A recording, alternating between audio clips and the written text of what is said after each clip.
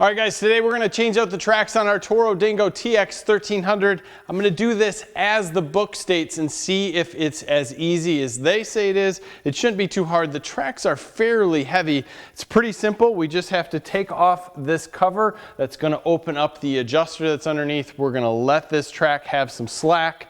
Then we're going to move this gear so the half of it is in a position that we can remove it.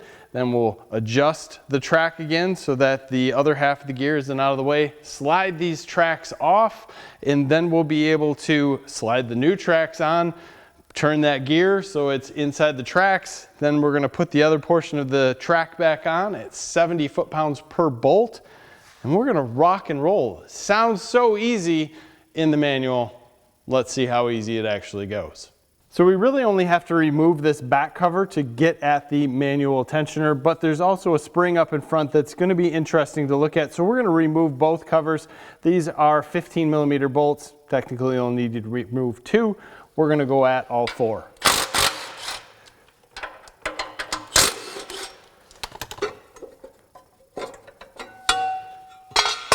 That's really all we need to get at, lock nut and tensioner. But just so we can see what's happening,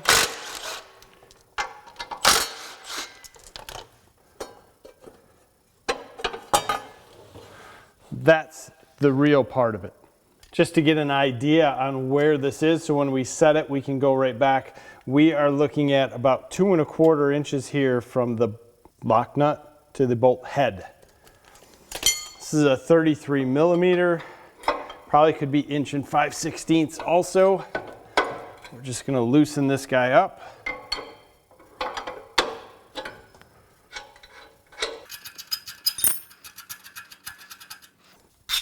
Here I have a 1 5/16.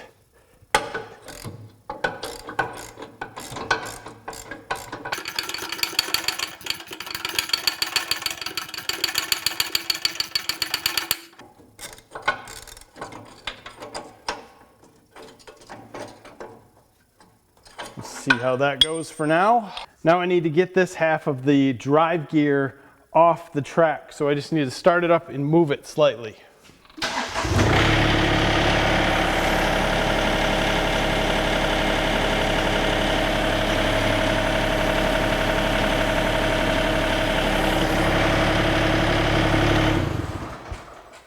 I'm gonna use an 18mm to take these off.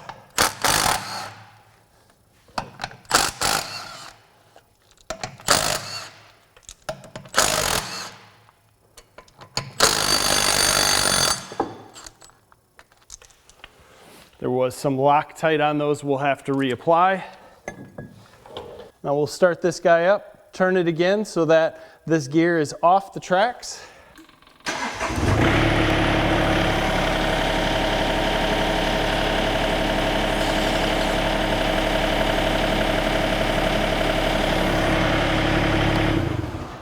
From there, it should be pretty simple. There's not a lot of room, but we can just slide this guy right off.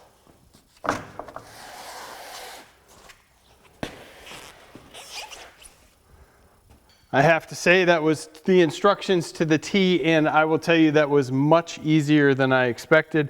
We can look at the road wheels and everything down here. Looks like everything is good. So all we're gonna do now is slide that track back on. New track is a little bit more stiff than the old track.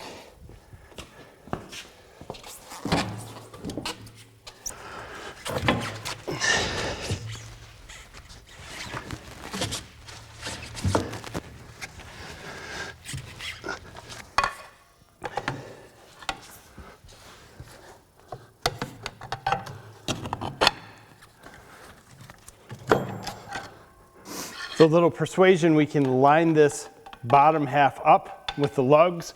We'll start this guy back up, kind of slide it into place.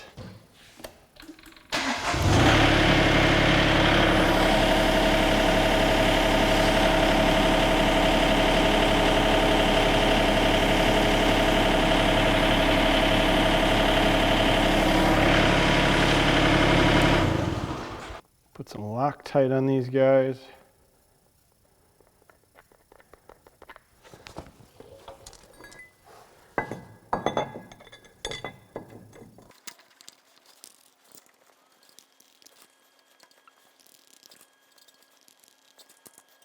These are only going to 70 foot-pounds, so we're just going to snug them up.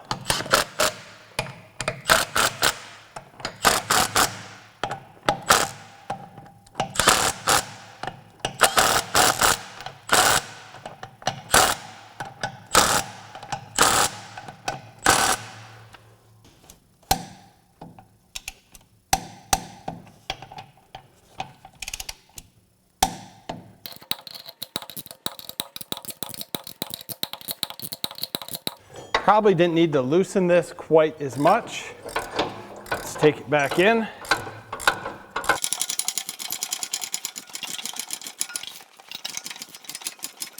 Per the book, there needs to be 3/4 of an inch between right here on this track and this piece on this road wheel. And we're definitely not there yet. Just going to take a measurement to see where we're at compared to where we used to be. We are close. Still not quite there yet. All right, if we look at the bottom, we are really close. We're just going to turn this guy on and spin the tracks a little bit, make sure everything's good.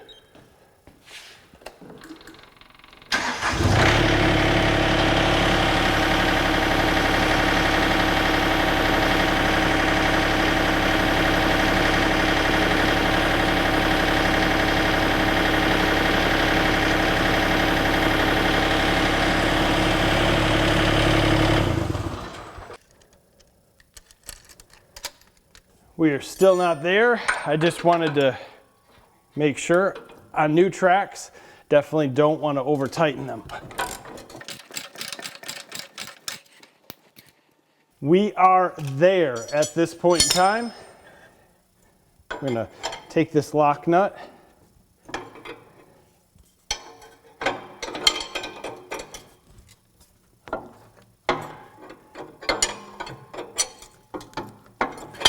Get it tight, and we can put our covers back on. Might as well take this chance to clean everything up in there.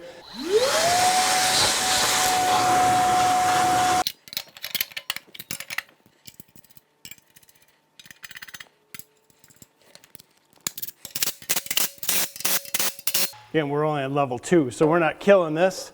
We are back together and time to do the other side. So once you've seen it once doing one side, it probably took me twice as long to do the first side along with the camera and everything else and did the second side. Realistically, 15 minutes each side. You can loosen the tensioner up as much as I did. It'll make it easier trying to slide that really stiff new track into place. Get a little pry bar out there. Be careful where you're putting that pry bar, but gently slide it into place. It'll roll right in there. It's really not an issue. 3, 4 minutes, 5 minutes to get the track off. The same probably to get the track back on. There's not much here. You can literally go through this stuff quite quickly.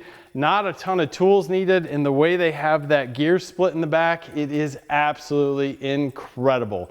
You don't have to take a ton of things apart. On, off, boom, love it. This is awesome as far as changing tracks. We're going to continue on using this machine. If you have any comments, questions, or anything else as far as maintenance, we're going to keep doing a lot of our maintenance that needs to be done on this machine, so we'll do some more how-tos below. Ask any questions that you need, but I think this is pretty straightforward. This is definitely a project you can take on for yourself as long as you have some of the larger tools. You're gonna need that 1 5/16 inch or 33 millimeter wrench. That's probably the largest tool you're gonna need. Other than that, it's basically 15 mil and 18 mil sockets. You're in business. Nice to have a torque wrench for that 70 foot-pounds and back. Those could easily be over torqued, and I've heard of people breaking those bolts, so just be careful of the sprocket bolts. Make sure you got Loctite on there. You are good to go. As always, we appreciate your time watching this video. Give us a like, subscribe to the channel if you haven't already. Good luck on your projects. Have a great day.